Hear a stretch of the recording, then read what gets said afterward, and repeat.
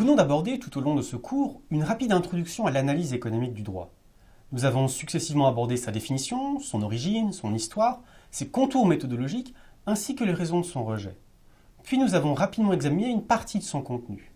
Que retenir de tout cela?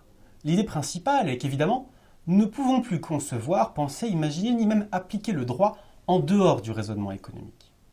En matière de droit pénal, nous devons penser celui-ci comme s'adaptant à la rationalité du délinquant.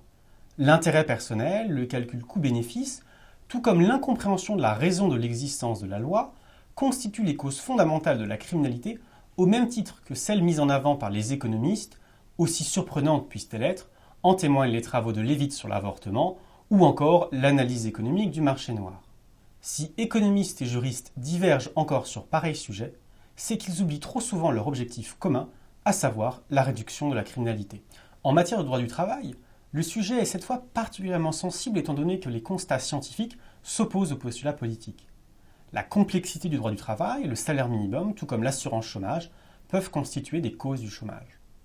À trop considérer la relation exploitant-exploité, beaucoup oublient que les individus, dotés d'une redoutable rationalité procédurale, réagissent aux incitations produites par les institutions, le droit du travail n'étant qu'un exemple parmi beaucoup d'autres.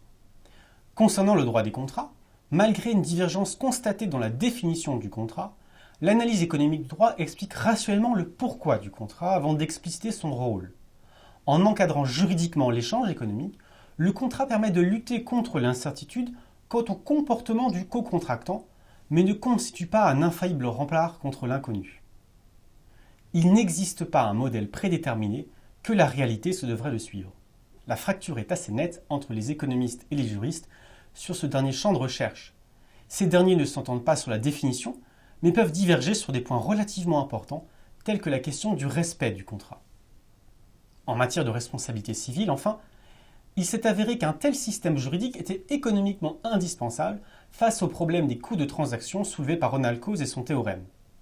L'objectif d'un tel système de responsabilité est alors de minimiser le coût social des accidents et des externalités. L'apport majeur de l'analyse économique du droit est alors précisément de savoir quand préférer le théorème de Coase ou au contraire, préférer l'interventionnisme juridique. Nous savons également qui doit être désigné responsable de l'indemnisation et ou de la prévention du dommage sur la base d'un critère aussi économique que pragmatique, c'est le cheapest cost avoider.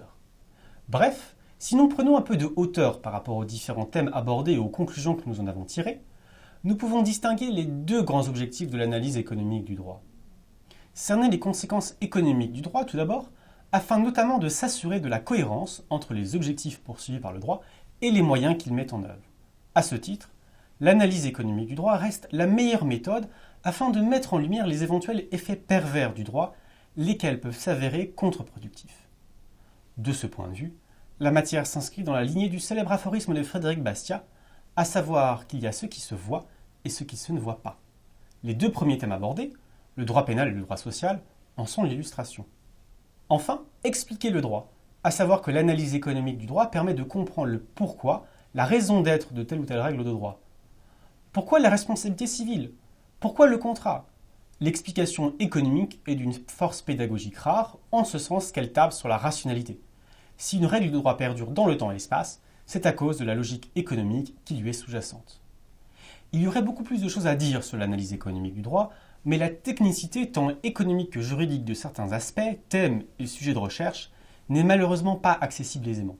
Si vous souhaitez dépasser les frontières de cette introduction, n'hésitez pas à consulter la bibliographie, l'ensemble des liens mis à votre disposition, ainsi que le site de l'École de la Liberté.